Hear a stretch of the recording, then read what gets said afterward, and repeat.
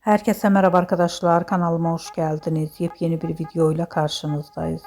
Başarılı ve karizmatik oyuncumuz Can Yaman'dan yepyeni görüntüler geldi. Can Yaman'ın spor salonundan olan muhteşem görüntülerini sizler için YouTube kanalımda video halinde sunuyorum. Umarım beğenirsiniz.